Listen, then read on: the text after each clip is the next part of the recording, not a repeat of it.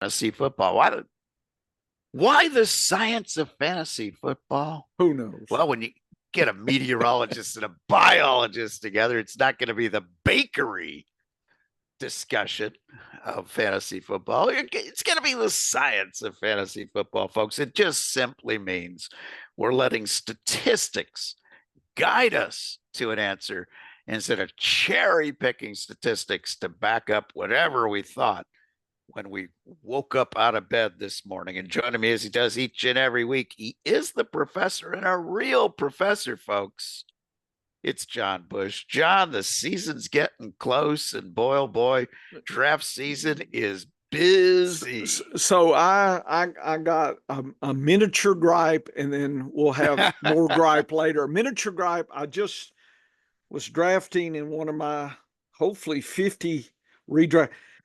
I think Henry, Mixon, and Ramondre Stevenson all have bye week 14, and I just realized that I've got all three of them. So I'm complaining about bye week 14 this year. That sucks for my running backs, Dennis. So that's just a miniature gripe. But here's the thing, Professor. Okay. That's a long way off.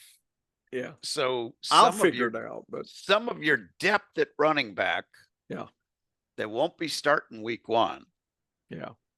Will be starting by week 14. You mean my better than zero approach? Who figured that stuff out? Oh my goodness, that's that knucklehead. He comes up with some crazy stuff. But yes, we'll be talking about my better than zero, which is all it is, folks. This is an adaptive style of drafting. And if you're not using an adaptive style of drafting, if you're just saying, I'm going zero RB, hey, sometimes zero RB works really great. But if you got 7 people going up against you that are all using zero RB out of a 12-man league, you are in serious trouble because everybody's going to be fading the same guys and everybody's going to be grabbing the same guys. And that lucky schnook that isn't following the better than zero will be eating up all the value players in the draft. So that's going to be coming up a little bit. But you got a gripe, don't we? Do we have some gripes? A gripe. Okay. But my gripe actually fits in with that because my gripe is about what I like to call the snake oil salesman of fantasy football Twitter. Uh-oh. They tell you there's this secret potion. Okay. These are the guys you got to have. They're guys? They're guys. They're guys. And they'll even show you the best player in round 1, the best player in round 2, the best player in round. You know what is wrong with that? No, please. If you only list one player as the guy you're going to target in each round, what do you do when somebody else takes that player ahead of you? How dare they? So the snake oil salesmen that show you the best draft that you can have, and I will guarantee you, folks, first of all, if you're telling me it's the best player at every draft round, there's 2 questions that come to mind instantly for me as a scientist and as somebody who looks at data. Number 1 question, what website are you using, or are you using a consensus ADP to determine who the best player is going to be available in each round?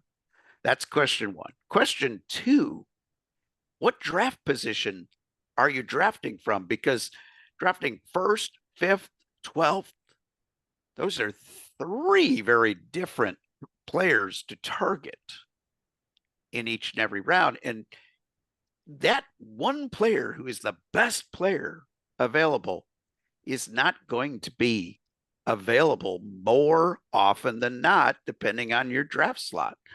And it is just amazing to me when people say, this is the best player in round 1. Great. Only 1 of 12 players is going to get to choose that guy. What's your backup plan if that doesn't work? So when I did write my Better Than Zero Part B and got Part that out part there two. today, Part part two. two, Yeah. part two, Yeah. today, I showed the guys that I like the most in each round. Sometimes there were 4 or 5. Quite often there were maybe 7 or 8 players. And then at the end of the draft, I gave a laundry list of guys that I'll accept on my team. Because right now, a week and a half, before the season, almost 2 full weeks before the season starts 2 weeks from last Thursday, but we're still a long ways out. In the big scheme of things, we haven't had cut day. That's coming up on Monday. There's a lot of things that we don't know right now in fantasy football. And we got to be honest that we don't know. So if you're doing proper bankroll management and you're not playing all $500 of your fantasy football budget in one league, or even in 5 leagues, you're breaking it up maybe in 20 leagues. Because if you spread your risk among more leagues and you're really smart at the game of fantasy football, you are going to lock in a better likelihood of a positive ROI. And by doing that, now some of the diversification of players in your portfolio, because you think of them as stocks that you're investing in when you draft them, some of the diversification will just happen naturally. If I'm not drafting first or second, I am not getting Christian McCaffrey this year. It ain't happening. So when I have the opportunity to draft Christian McCaffrey, I'm taking him. I'm not going to say, well, I'm worried that he could get hurt or whatever. No, I'm taking him. And in other leagues where I was not as lucky to draft number one, I'll diversify my portfolio naturally.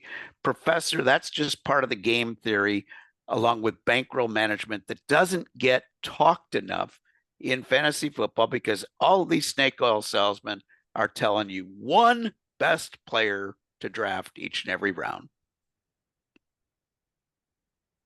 I agree.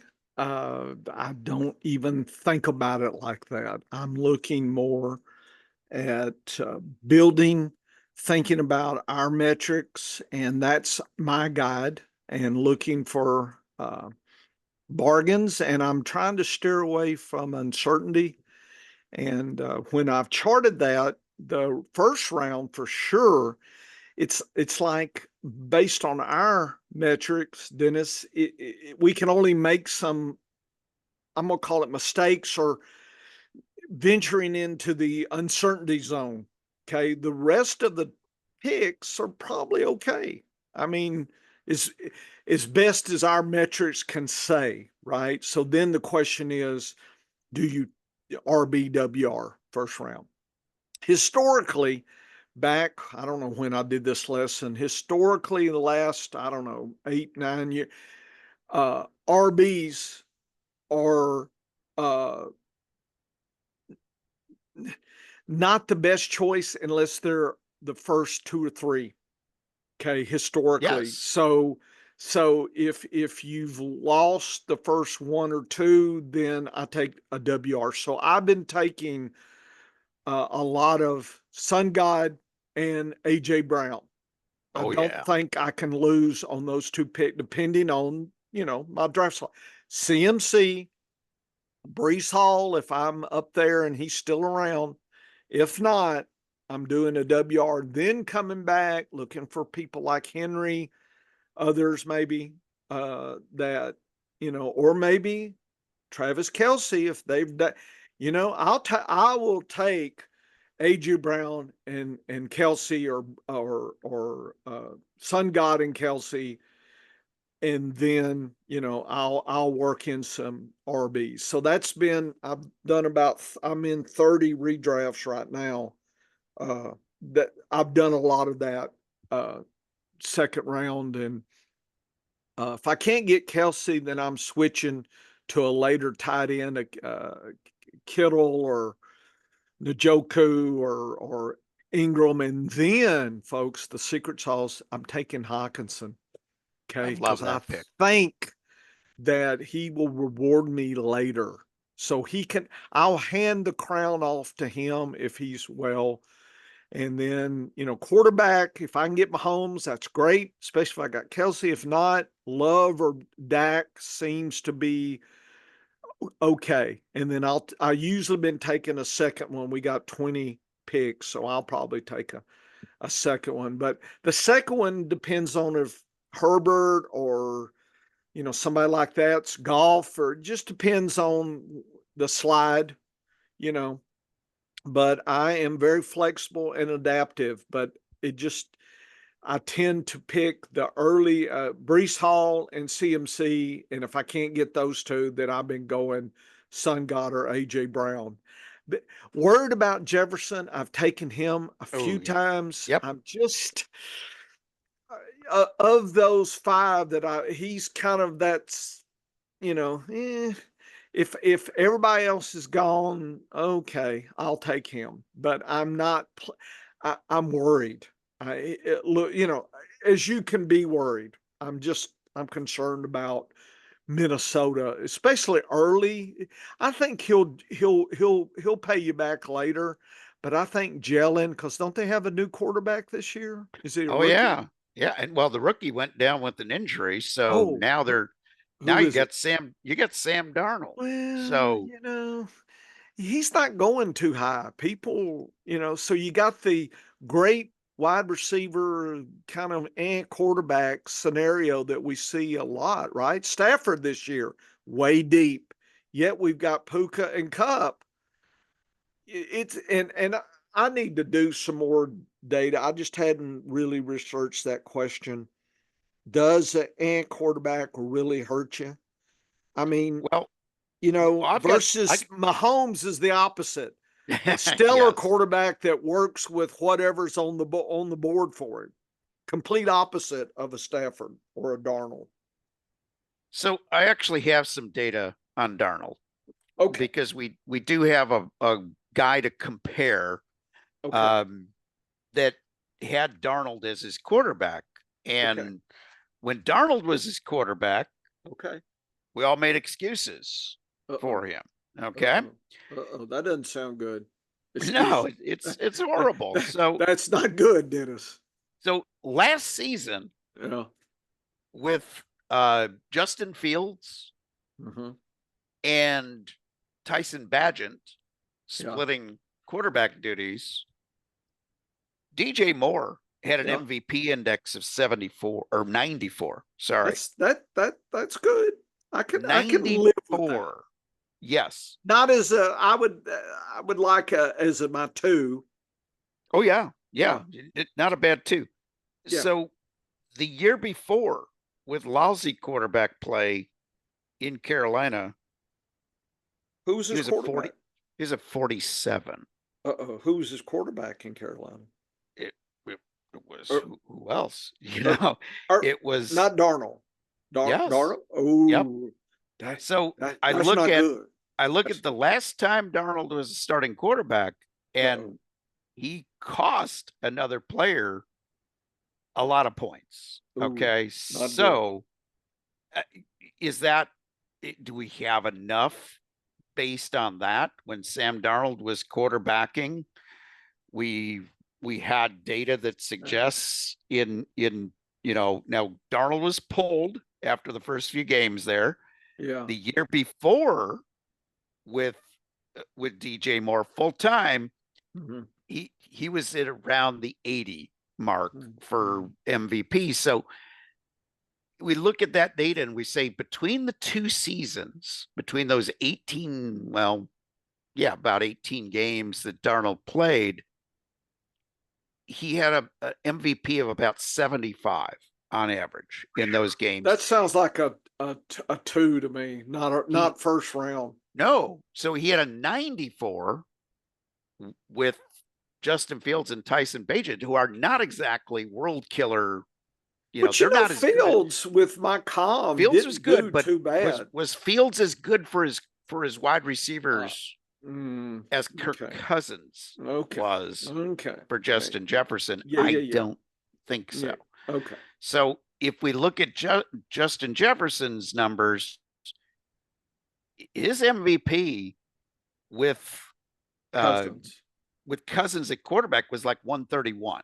Dennis, that's walk on water good. That's insanely good. So let's say he has the same negative effect with Darnold. He's still 100. Okay, he's But still but in the first round, that's he's a the second. difference. That's a second round WR One for me. 100 is an early second round WR. See, I'll take him in the second round. Yes, Where correct. you where you have to take him. Not in the first round, Dennis. You can get other guys I'll that take have. AJ Brown over I'll him. take Amon-Ra St. Brown. Oh, I'll take definitely. AJ Brown. They're steady. You know what you got with them. AJ Brown, back-to-back 100 seasons. If all those have gone, you and I in the draft night out, we went and got, did we get Kelsey then Henry or Henry then Kelsey? But we went ended, Henry and Kelsey, yes. Yeah, well, that's how we solved that problem. We didn't like any of it. And we said, damn it, we love Henry and we love Kelsey, and we're going to take them. And that's how we solved that issue. We walked away from Jefferson as well. I don't remember if he's available, but I know that that was our strategy. He was gone before we got to our pick, but I have had situations at the 8th pick where I've gone a different direction. Mm-hmm. And I had Jefferson available. He was taken quickly after me. So we are not suggesting that Justin Jefferson or Garrett Wilson are bad football players or don't have the potential to be a top 3 wide receiver. What we're saying is there's enough risk to the downside that we want to go in a different direction. We either want to go to an AJ Brown, who his upside is capped. I don't think he's going to be a top 5, but he's going to be in that next 5 of wide receivers, almost guaranteed. I don't see he's him going where you want him to go. You're getting a price that he's worth. Correct. And I also look at, maybe doing an alternate strategy. So if I had the 12th draft pick in an FPPC, 1 quarterback draft. Yep. So you're drafting 1 quarterback, 2 running backs, 2 wide receivers, 1 tight end. It is tight end premium, 2 flex. I had the choice of none of my top guys. So my top guys in the first round this year, running backs, Christian McCaffrey, Breece Hall, Bijan Robinson. Those are my safe picks. Tyreek Hill, Amon-Ra St. Brown, AJ Brown. Those are my safest wide receiver picks. Now, we've got a situation where we're 10 days away, basically, from the start of the season, and Jamar Chase and CeeDee Lamb have still not put on pads. That scares the heck out of me. Those are 2 players that I would take in the top 5 in drafts, but because they haven't reported, and they could hold out, they could just not play week 1. I'm going to go in a different direction right now. So when I recently got to the 12th pick and all of my prime beef was gone, I ended up taking Jonathan Taylor. Yep, I could see that. And Jahmyr Gibbs. I could see that. I locked myself up 2 of the best running backs that I could take. And then I came back in rounds 3, 4, and 5 to grab wide receivers. Yep. And I was able to grab Waddle. I was able to grab Devonta Smith, and I was able to grab T. Higgins. Now I've got 3 guys that I know are going to be very good. Are they going to be? I don't have a single wide receiver 1. I don't have a single guy that's likely to finish in the top 10 at the position. But I got 3 guys that are going to finish between 15th and 25th. My cumulative score among my top 3 wide receivers will beat other teams' wide receivers, even if they've got a 1. So your team build has to be flexible, has to be adaptive, and you've got to roll with the punches of what is there. But in those first 3, 4, maybe 5 rounds, Professor, Yep. I like to minimize risk. Once I get to round 8, 10, 12, and on forward, I will accept as much risk as you can throw my way. All I care about is upside. By the time I get to week 10 or round 10 in a draft, I don't care about certainty. I just want the upside. But when you analyze ADP the way you do, Yep. or us at scienceoffantasyfootball.com, when you analyze the data like we both do, Yep. which looks at the data on a weekly basis and eliminates risk, we feel a little more confident when we're drafting than a lot of folks do. And it's a lot of it has to do with understanding where players are going to go so you can think ahead one round in advance. And you're not looking and saying, okay, I'm in round 4 right now, and I'm taking player X with my 5th pick. When you're looking at it, you're looking at saying, I'm picking this guy, and this guy at wide receiver, this guy, or this guy at running back, maybe these 2 tight ends, maybe a quarterback. You have a list of about 6 or 7 guys when you make your 4th round pick that you're looking ahead and saying, these guys might be available next time I draft. And the more you dig into the ADP data, the more you can say that with confidence and be right more often than not. I agree. So, Dennis, one of my tools that I use this time of year, and I don't have time to do it all the time, and is I just call it real time drafting, where I actually chart the last 2 or 3 days since I'm doing so many, and I actually generate figures like you're seeing here. This is we're doing a video here, so you can see this. I'll put. I think this is already up and on our Science Fantasy Football site, so you can look at it. And each mark there, each number is the number of times the player has been drafted at the draft picks. And it shows what the public is establishing as your tiers. So it's kind of like a stock market ticker. This is the price now. And you can see the floor ceiling. You can see what public is thinking.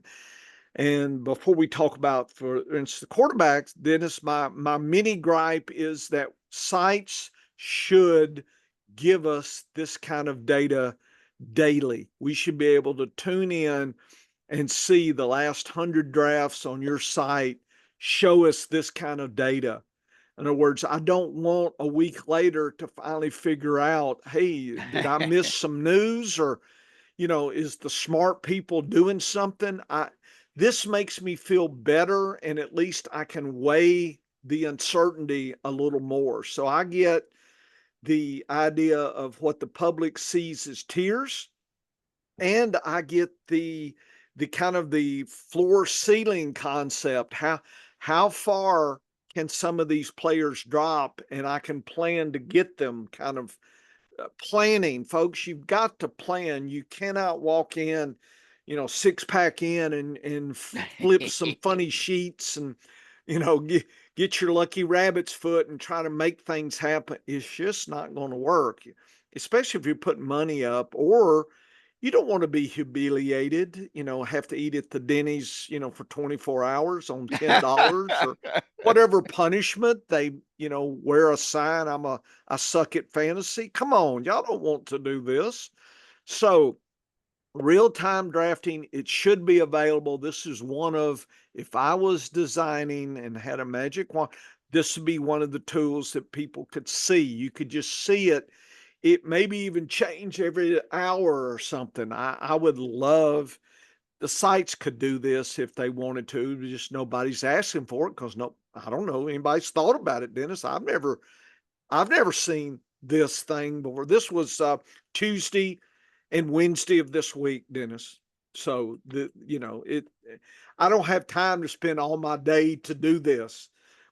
but I like to get a feel for that. So that's my gripe. Okay, so on those sites that don't, and that got a lot of ideas, you can hire Dennis and I. We will make you player friendly with new, novel ways of doing things and using our metrics, our MVP, our common thing. You could rent our metrics. The players should see a weekly, not just a yearly projection, but a weekly projection. You know, if I'm a player, I'd want our numbers, Dennis, and I'd want this kind of data on top of that. Maybe even have our numbers squirreled in here somehow. So anyway, that's my mini gripe. So you want to talk about my gripe, or you want to go to this Yes. data? No, I really, that is a great gripe because there used to be some sites out there that used to show the variance. Okay. When you went to their site to see what the uh, what the latest was as far as data goes, they Right. used to show you not only the ADP, but they'd show you the range high low of where that player was drafted. Fantasy Calculator did it, Fantasy Pros did it just a few years ago. Now, if they're doing it, they're only doing it behind a paywall, and I don't know how they're bringing the data in. So, this is very important to understand the range of outcomes in the draft because sometimes the ADP, a player's going pick 45 and he's always gone by 48, but he's sometimes gone by 40. So you've got a nice range there, 40 to 48, hey, if I'm not grabbing him now Right. in this range of picks, and I got pick 45, he's still on the board. By the next time he comes around, there ain't no way he is going to still be there. Versus a guy like DeAndre Swift, has been the most variable player and a guy I really I've like. got that And data, Dennis. We can see that. yes, so Do I'm you want to interested see to that? see what DeAndre Swift has been doing over the last few days because earlier this year Trying to figure he out where. was There he is. all Look, over look. the place. 61 to 84. 23. That's almost two full rounds Yes. difference in where he's going. And this is just snapshot data, folks. This isn't Yeah. 10,000 leagues. This is No, just this is a just my concentrated thing. leagues that I'm in. Yeah. But look at in the professors' leagues. I mean, we're talking, like 6 data points here, 5 or 6 data points, and there's a 23 gap of Yeah. where he's been taken. I have gotten him as early when I've got him as early as the early 5th round, and I've got him as late as the 9th round in earlier drafts in between best ball and redraft. He's been insane of where he is going in drafts. Versus So, somebody like above him, Aaron Jones. oh Look how yeah, tight he is. Aaron Jones is what Tight. people are. They have a consensus that is tight on And Aaron Jones. Montgomery is broad. So Yes. those three right there together in that same round, they're telling you different stories, Dennis. And And and, people and need to know those stories. Look at Connor. Connor's kind of tight. Connor's within one round. He's there. Look at Ramondre Stevenson. My Tight. goodness, he's got like a 6 pick window, which is nothing. Like when I look at a player, and this is based not on real hard data, but this is many years of drafting. There are some guys that I have seen, and I'm not talking guys like CMC. I'm talking about guys that go in the 4th round Right. that are in a window like Travis Etienne here, where he's going, he's going in these He's picks. And if you yeah, don't grab him here, yeah, yeah, 18 to maybe 27. yeah, so tight. And This is the earlier one. So I just divided it this way so you can yeah, see. And by the way, these colors, Dennis, are the tiers that the public is establishing. So it's not Yes. somebody off the internet, in their mom's basement flicking stuff out. This is the color, yeah. But in between their action figures, sweep that off, and the donuts and the old pizza, and trying to flick something together for his clickbait. This is the data as was earlier this week, and I just wanted a snapshot. And look how tight the CMC and Bijan and Brees Hall. And then you have some interest. Derrick Henry almost wants to be in the second tier, but then half the public drags him to the third tier. So he's kind of that transitional guy. And I'm taking advantage of that, Dennis. I am cherry picking him all right here on these spots. And a lot of those picks are probably me here. When he drops that low, 2020, I'm coming right back and grabbing him, getting a nice, like an Amara St. Brown, and then coming right back and cherry picking right in here, and very happy to take him. And what this data also tells me, Professor, is it lets me plan where I can get a running back in these particular rounds. Because if I want a top tier running back, I know where I got to take him. If I'm not after 8, forget it. You're not getting one of these. And no. After in 4, 4 CMC is only actually 3, 5, 2, 1 and 1. So it's he's pretty much the one. And then Brees Hall and Bijan fight down to the 8th. And if I want to gain an advantage here by having 2 guys in the same tier, and I'm drafting from the 11th or 12th spot, I've got my choice, because I can Taylor, now Gibbs, like you did. Yeah.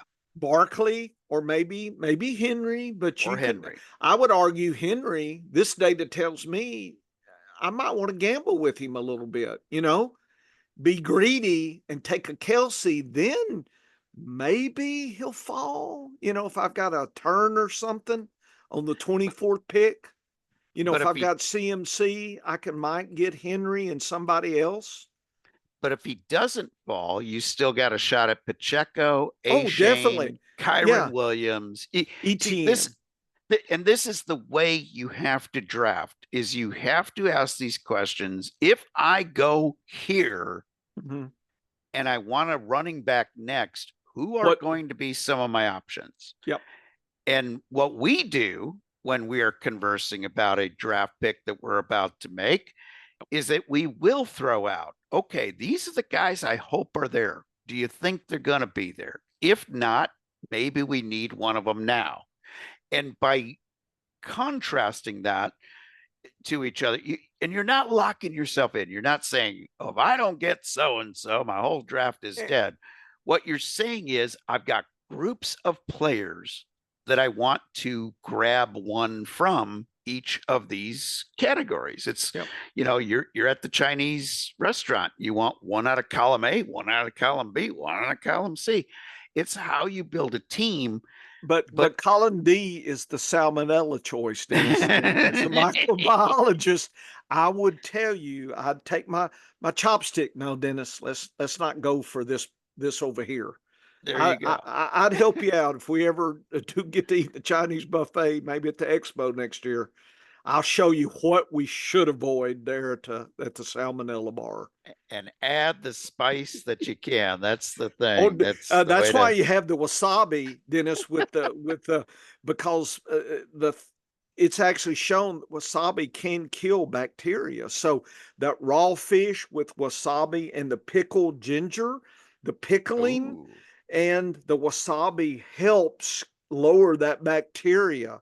So if I'm going to take sushi, which I usually don't, but if I do, because I've had parasitology, Dennis, if you've had parasitology, we'll go to the store and the teacher will grab like the bacon or whatever, the ham, and come back. Okay, folks, let's dig and see what you can find. You don't want raw stuff anymore, Dennis. I'm just telling you. Kids, they'll just, this can't be real. I said, I just bought it at Kroger. What are you talking about? It's real. I mean, So any grocery store, not just Kroger, any so grocery. it explains why I lived to tell the tale when I did have sushi with a friend of mine many years ago. I had it with the Lots of wasabi, wasabi. and I Lots. chased it Sake. with the hot sake. So There you go. That is the whole point of that. Anyway, Dennis, I broke your strategy, but I had to jump in there on that. So wide receivers, I think it's interesting because with the running backs, we have three, but the wide receivers, it's a little bit more of a choice. Even yeah, look at AJ, some guy you think, okay, fifth, but then you might have a shot at him in seventh or eighth, and that's very intriguing. Here's Wilson, very tight. He's almost, the back end of that group. Justin Jefferson is almost on the back end. So you can kind of see the Lamb, Chase, and Hill. But see, given that Chase and Lamb hadn't played, to me, I default to St. Brown. And then if he's gone, AJ Brown. That's been kind of my pecking order there in this group. And then you and have an amazing second group here. St. Brown actually leads my MVP index this year. So That's why that, I'm happy to grab him. that was without factoring in the layoffs for Lamb and Chase. If I factor that in, they drop from third and fourth to a little bit farther. I have Justin Jefferson rated as the fifth best wide receiver, but I understand because The of the public data would that he say could that as fall. well. Yeah, But if you know Brown versus Jefferson, I've been taking Brown just because of the discussion we had previous. I yeah, really have. and I think AJ Brown is safer. Amon Brown has got more Oh, upside definitely. than AJ, Yeah, but yeah, yeah. AJ Brown is certainly a safe player to grab. And again, I don't dislike No, Garrett any of Wilson these or any of these guys. They're all fabulous football players. Now, talented. I'm worried a little bit about Tyreek Hill. He's starting to show his age with a few more of these little gimpy nagging injuries. So, Um, but I'll still take him.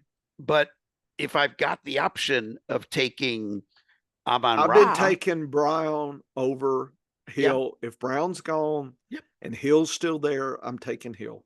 And that I think is a great strategy to make. And we see by the way things are going on the spread that Hill usually doesn't last. Tyreek doesn't last past the fifth pick. And that's, Yes. so he's my backup plan for Amon Ra. But usually, the rare occasion that Tyreek is available and I'm making that decision, uh, because first three picks, I'm kind of going first two picks, I'm going running back. So when I am faced with that pick, it's usually having the choice between Amon Ra and Tyreek, and I'll take the younger guy who has been putting up some startling stats. And so, anyway, you can start looking at some of the metrics here, and you can see this next tier is very intriguing, Dennis. I think the public is not quite, at about, I don't know, pick say 18, 17, 18 to maybe 33. They're not quite sure what wave here, and there's a lot more choices. I think that the opinions are more diversity or diverse here in this situation. I mean, Puka is kind of almost a second, that second tier, but then he slides into this group with Harrison, right? And here's London, and look at Devontae Adams spread, Debo spread. So there's a lot of I interpret this as a little bit more indecision versus some of these up here are pretty tight. So I'm looking at that, and then even spread more. Waddle, Neighbors, Evans, Nicole are spread a little tight, and then here's some more down here: Devontae, DJ Moore, Metcalf, Pittman, and Ayuk as well. And I think Ayuk, I think he's going to go back up a little bit if they ever get him on contract. And then this group is pretty spread, Dennis, way spread. So I think if I'm looking at wide receivers, these spreads tell me we have an advantage. If our metrics are real, we can cherry pick through this group using MVP or COM or whatever. And I think we can win the battle more in these picks. And that I think that's what helps us, Dennis, at the end and puts money in our pocket is our weekly view allows us to come into here, whereas the public doesn't have those data. They don't have that. So we have an advantage, I think, at that point. So anyway. If you look at points per game, once you get to that second and third tier, they're very tight. But our weekly values still sort out a few I think they do. guys that we like better. We're high on Debo, Yes. and he's a guy that's right in that group. I'm high on Waddle this year. I think he's going to have a terrific year, especially if Tyreek would happen to miss a game or two. Then all of a sudden you're looking at some spike weeks for Jalen Waddle. I think the rookie Harrison's going to be just fine. And I think he's in there. You can always count on Mike Evans. Like Mike Evans is, death taxes, two Well, or Mike three Evans. bad weeks, and the rest are all prime time. So But you there's a could pick you could grab like a Debo and an Evans almost. You could yes. get Harrison and then Evans. You could actually plan that. It almost like here, let me hand off this. You could see these little handoffs, I call them, where you can plan, I'm going to target here, and then it's going to hand me off to this guy. That kind of thing. You can actually plan your draft this way, folks, to actually stair step your way down. And if you have this data, I think it allows you to walk down the draft like that and just, look at Drake London. I should have included that point here. So he's pretty broad too. But you could start finding these. Look at somebody like Christian Kirk. You talk about broad, the floor and the ceiling. They don't know what to do with him. Amari Cooper's really tight, that kind of thing. So you can ask yourself, why is Kirk so broad versus Cooper not so? If that's my choice, does that help me decide between those two? Besides, if you don't have Dennis's and ours metrics, Dennis, what would your choice be between Cooper and Kirk? Cooper and Kirk, it's really interesting because in that comparison again, Uh-huh. I think you're looking at sort of two different types of players. So with Amari Cooper, when he's healthy, there really isn't any question that he is the top wide receiver with Cleveland. With Jacksonville, is it going to be Christian Kirk? Is it going to be occasionally Gabe Davis? Or is it going to be the rookie Brian Thomas, who I like a lot? So you've got more competition for targets on a weekly I basis. think the public is saying that by And being a little broad. correct. And if you look at their forecasts, though, in just MVP, they're very tight. Cooper's at a 74, Kirk is at a 71. I would break But to Cooper based on this distribution. If that's a tiebreaker, I would rather break to Cooper. if and I would too. And if you look at the variance of where these guys finish with weekly values, Cooper, how about this for the last 3 2-season metrics? 80, 77, 74.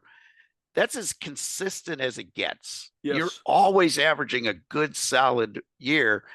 This is versus Kirk, who is 48, 65, 71. So I look at that and I say, We're going to have to have the best of Kurt to have the average of Cooper. yeah. And last year, he had Ridley that he was going up against that, for competition for targets, and Ridley really wasn't working too hard out there. He looked like he was still on vacation. So you bring in a hungry rookie like Brian Thomas, and then you bring in a free agent signing in Gabe Davis. Gabe is going to take away some of those big plays of Kirk. Now, that doesn't mean I like Gabe Davis as a fantasy football player, but what I look at is there's a three-headed monster over there with Jacksonville, and you got a good tight end in Ingram, and you got a good running back who likes to catch the ball out of the backfield in ATN. That's a lot of target competition versus Cleveland, who doesn't have as good of a running back until Chubb gets back. And they got Jerry Jeudy, who I like Jeudy as a late pick this year. Don't get me wrong. But the last 2 years, Jerry Jeudy has been a real ordinary player and not really fighting for targets because he lost out to Cortland Sutton last year. So he's definitely going to take a second place to Amari Cooper. So that's the way I would look at this data and dissect it. There's a lot of uncertainty, more so about Kirk among the general public than Cooper, and the data says that is warranted. I like that a lot. And so, as you can see, folks, the multiple streams of data and thinking allow for that broader base to make a decision on. And that's what we're all about on the data here. And I think your better than zero encompasses your stuff, your MVP and your metrics as well. And let me pull that up, Dennis, so we can take again. We just published this today. His part one is out, and part two is. Let me pull it up, Dennis, and we can kind of cherry pick a few of these, and because people can read. Yeah. So let me share this. And so I think you put it all together, and I have been, you have found me out. You were asking me about those. We were talking last night. Says, Professor, looks like a better than zero build. You caught me. But look, folks, I don't care. If Dennis can make me more money, I'm not going to be a fool. And well, I can, I'll take the easy way and collect that jack. So, Dennis, I'm ready for you here. Here's my better than zero. I love my AI figure here. Looks like the Vikings sitting around looking at the crystal ball, all sorts of weird data here. That's about probably the public thinks of your MVP every time he mentions it. Everybody's like, what is that crap? Yeah, I get Anyway, asked that a lot. Yeah. yeah, I bet you are. Anyway, he gives his background, folks. And then what I like about it is you go round by round and highlight where people need to be landing, not just one player, but they give you some options. And, so he's got it all the way out. And notice that the broadness starts hitting about round 15, 16, 17, Dennis. Look at those running backs. And I've And been yes, having trouble as well. So I actually wanted to pick your brain here. So, Dennis, why don't you tell me of your group in round 16 and, 17, 18 here, 20? Sort these out for me.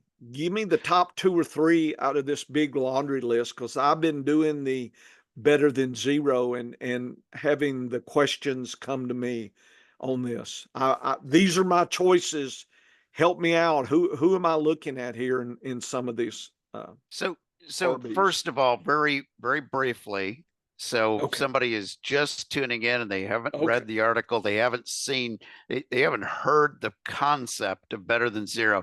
Okay. Everybody knows zero RB. Okay, it's been out there for quite a few years, very popular.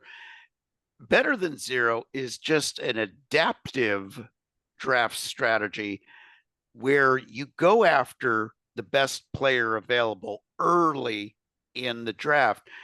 And the other factors that make it a better than zero draft is I prioritize wanting an elite tight end. They are such an advantage. When you look at the box and whiskers display of performance, the best three are way above in whiskers, all to their own, well above the box. That gives you an advantage on a weekly basis. Now, that doesn't mean if the draft doesn't fall my way that I'm going to force taking Travis Kelce in the late first round or something like that. It just means I'm going to keep that in mind each time early in the draft. Have I gotten my elite tight end yet? It's almost like a decision tree. Have I got my elite tight end yet? Yes or no? If the answer is yes, then I go on to other positions automatically. If the answer is no, I look at, okay, what if next round I don't have one I like? What am I going to do? And there's always these built-in strategies. So what I laid out in the part 2 is some of those players that I like at different strategies. So scroll up a little bit to round 16 and I could show people a little bit more of the certainty. So rounds 15, round 16, for instance, there's guys that I like, and they're going to be good picks at that spot. You know, Jono Smith is my tight end du jour in round 16. Now, I've taken him as high as 14 if I missed on tight end, because if I missed on tight end and I need one, he's more of a priority to take to fill that position by the time you get past round 12, 13, because it gets lean at tight end, folks. And he's one of the guys that I think is an advantage. The other is a very clear-cut handcuff. If I've got Travis Etienne, I'm grabbing Tank Bigsby here. If I don't have Etienne, I might still grab Tank Bigsby.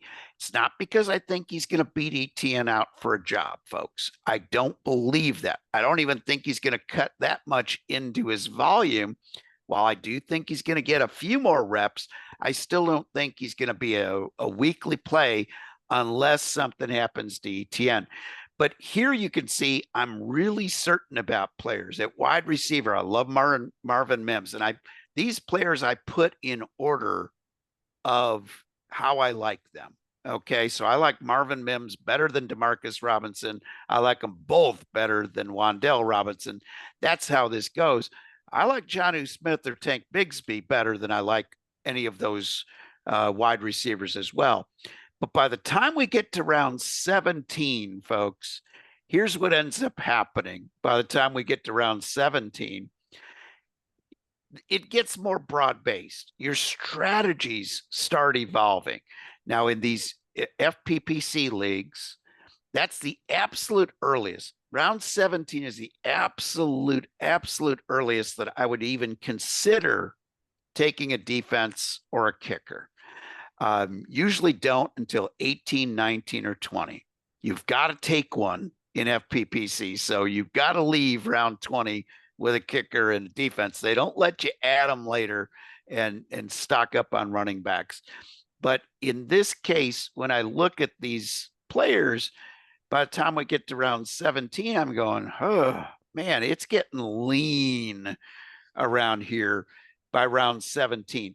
But there's this group of running backs that all have an opportunity to break in, but I'm not sure which one I like better. And so a lot of cases, it depends on who else I drafted. So by the time I get to round 17, if I took Saquon Barkley, I'm protecting him in round 17 with a Will Shipley. If I took an Isaiah Pacheco, I'm either taking Carson Steele or Clyde Edwards-Helaire. Steele is kind of my big reach of the year. He's a fullback, but he's been getting first team reps the last 2 weeks in the preseason. And Clyde Edwards-Helaire is not up to snuff. He's not healthy. Deneric Prince has looked awful, to be honest with you. So I'm not looking at Prince being a big factor. So Jordan Mason, he's a good backup if you've got CMC. Shipley is a good backup if you've got Barkley, and Steele or Helaire if you've got the others. Now, after that, it is a crapshoot. Rasheen Ali, I don't like him enough to be a handcuff direct to Derrick Henry. But if something happens to Derrick Henry, maybe Ali comes up to the forefront. Yes, a name that I was featuring last year at this time who didn't pan out, Malik Davis.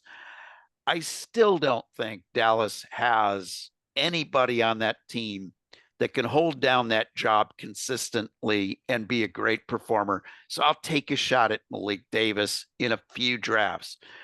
But you notice the broad grouping here, folks. That means there's no confidence in who to take. It's just a laundry list of guys that are next man up in their pecking order. Sion Vaki is a young player that Detroit liked enough to draft when they already had David Montgomery and Jahmyr Gibbs. If you're loaded with the excess of having two really great running backs on your team, and you draft a guy like Vaki in the NFL draft, he must be a talented player. He's also looked good in preseason. So he's one that I might take, even though I know he's going to be sitting down on that bench, not doing anything. He's just a what if character. Cam Akers was signed by Houston. Does he even make the roster on Monday? I don't know. All of these guys here in this list, Professor, Dennis, some of them are going to be cut. Here's how I think.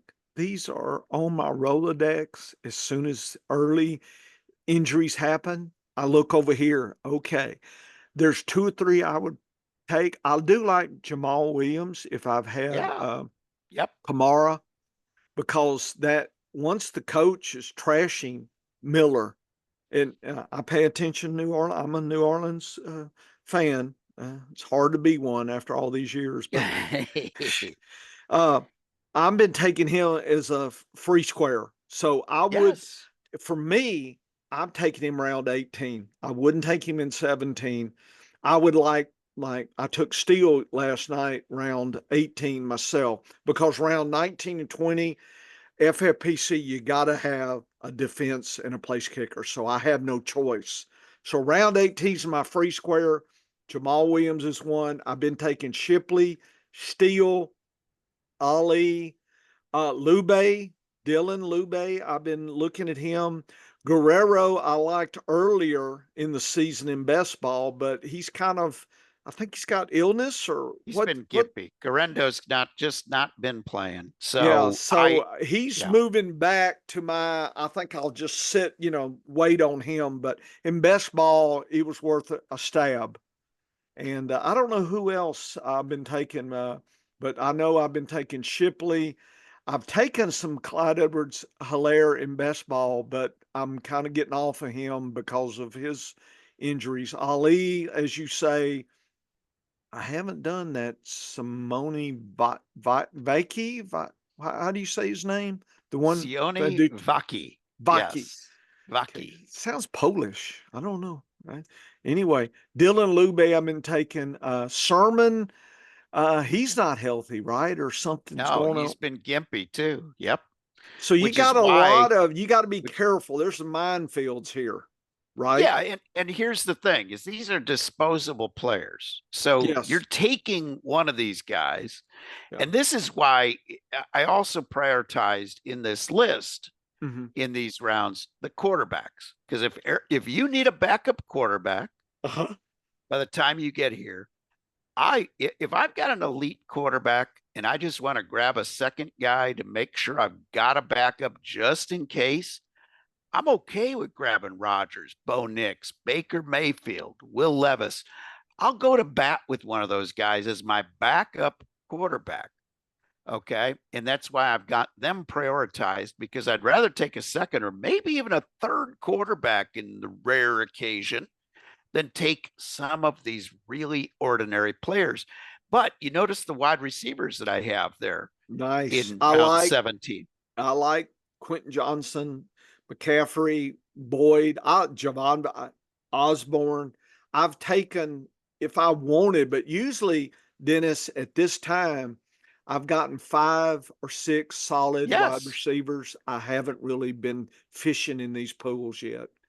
And the only reason I would fish in this pool is if my 5 wide receivers that I took, what if 3 of them share the same bye week?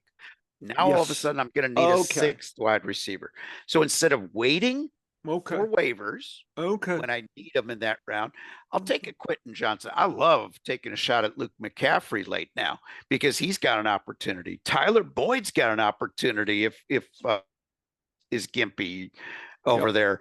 And he's just a reliable third wide receiver that's usually doesn't get shut out.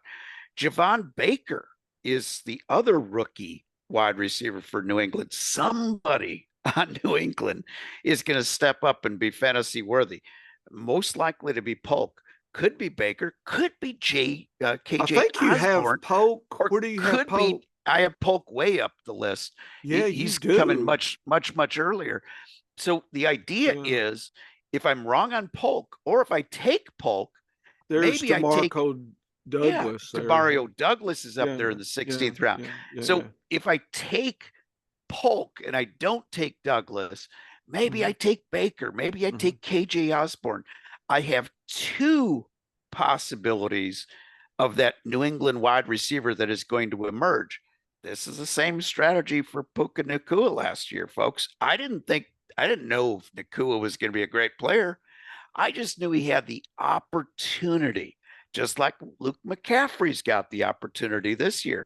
Now, let's say Washington, Luke McCaffrey works out and he's fine as that second receiver. He probably is going to be operating out of the slot position, which is kind of nice in an offense like that with a young quarterback because he's looking short. Now, all of a sudden, something happens to McLaurin. Now you got McCaffrey as the top wide receiver on a team. That's the way you've got to attack this. So you're telling me Zach Ertz wouldn't benefit? You know, I'm on Zach Ertz in best ball earlier.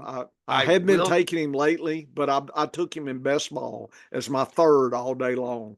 So I didn't mention Zach Ertz on this sheet, but he's another guy that when I get down to the late rounds, if I don't have a backup tight end, Zach Ertz in this collection here, I think he can hang with any of those. With Dotson leaving, I think Ertz, at least early in the season, if Sanat can kick in, then maybe Ertz would be less valuable. But I think early in the season, if you took like Hockenson, say you had if you had like Kittle, Hockenson, and if you were a little worried about Hockenson, you could take Ertz and he might ease you through that if you wanted a streaming situation. Especially great if you and you can add Ertz after the draft too, because definitely. if your league allows you to have an IR spot, that'd be great. Put Hockenson in the like then in take Ertz. In our sleeper league, Ertz or somebody else. Yeah, correct. In a couple of our sleeper leagues, we have an IR spot. So if we took a Chubb or a Hockenson, we can put them on the IR spot, free up a spot, and that is a great place for a Zach Ertz. Most of the picks, though, Professor, that I take in the late rounds, I'm not looking for that player to do anything until after week 6, 7, 8. They're an emergency way down the road type of player. So when I'm looking at tight ends, I'm looking at the rookies. I'm looking at a guy like Hayden Hurst, who might have some chemistry over there, or the rookie like Theo Johnson or Jatavian Sanders over Zach Ertz. But certainly Zach Ertz comes into play. If I chose Hockenson, now I need a little protection. I might even grab Hurts as an insurance policy if Jonnu Smith was my pick. Those are the kinds of strategy moves. Now, I'm not going to waste a spot on my roster with Zach Ertz if I have Travis Kelce. No, I'm not going to waste it. If I got Mark Andrews and I didn't add Likely, I'm leaving that blank and I'll wait on waivers if I need a backup. But the lower quality or the more uncertainty with your tight end, the more you need a backup tight end. I usually don't go into a league with two tight ends. In FPPC, where we only have 18 spots to fill those roster spots, but sometimes I do. So this is an outline that can be used. This is your closer to your plan here, then, right? Is this what is Correct? This? Correct. So this is a sample team. I just took one of my completed teams at random, and it happened to be the 12th pick in the first round. So I got creative. I usually take a wide receiver in the first 2 rounds because I want one of those elite guys if I can get it. AJ Brown was gone. So all of a sudden, I didn't have any of the typical wide receivers to pick from. But Jonathan Taylor, who was going in a first round in most leagues, fell to the early second until the late first, last pick in the first. So I took Taylor and Gibbs. And that way I've got two really good running backs to go ahead. I've got two frontline top 10 guys when they're healthy. And I'll feel really good. I think Gibbs is going to get a little more volume. Still going to get a split with Montgomery. I'm okay with that. He was an elite guy with a 50-50 split. If he's now getting 60% of the carries, and especially if he's getting more of the goal line chances, he's all of a sudden he's worth Bijan Robinson level of consideration. So I look at Gibbs and I'm like, I'm cool with him to start my picks. And Jonathan Taylor was a gift from the gods to me in that 12th spot. So I took him. But you notice I came back a little bit later in the draft and I grabbed Ramondre Stevenson. So I got three guys that I know will be starting on week one. The way I see this team, Dennis, is you really are anchored at quarterback, running back, and you're going to be doing some magic on your wide receivers and especially your tight end. Well, that's how I read this team. Is you'll make it work with the streaming and the data I'm going to pull out. We're going to set your lineup good, and that's going to balance it out. And you're going to collect this check. I can see it. You're going to collect. So week one, I'm feeling pretty confident because I can go either Jordan Love or Jared Goff at quarterback. I'm probably leaning Love at this point, but I know I'm gonna start Gibbs, Taylor, Stevenson. I'm going to start Waddle, Smith, Higgins. So I've got my two wide receivers, and I've got my two running backs, and I got my two flexes. That's sweet. And I feel like I've got a top 25 player at each of those 6 positions. Yep. The sacrifice was tight end. Yep. Now, I like Jonnu Smith. I think he's got a chance to be probably in that discussion around tight end 8. So I'm only giving up maybe 4 points to the leader, 5 points, maybe. That's where I think I'm giving up points, but not everybody's going to have Travis Kelce, Mark Andrews, and Trey McBride or Laporta. Yeah. So only 4 teams that I'm going to go up against that I think I'm going to be going into the tight end battle down points, and I'm hoping I make those up at wide receiver and running back. We'll stream you. We'll stream you. We'll stream you, Dennis. I got my DApps and stuff, folks, all ready, and we're rubbing our little insect feelers together to really help this year. And I think it's all going to come together. And then we're going to explore on our NFL props. We're going to try to take some of our knowledge and maybe do some trial bets or something, Dennis. I'm kind of excited about of that aspect that people can stay tuned. In a couple of weeks, we'll start we were talking props today. So folks, we're going to try to, may not be a sheepfold, right? We don't wheel the field, the first time we're trying to make some bets. We're doing research. So we're going to be cautious. Okay. We're not betting the mortgage on the first prop we see.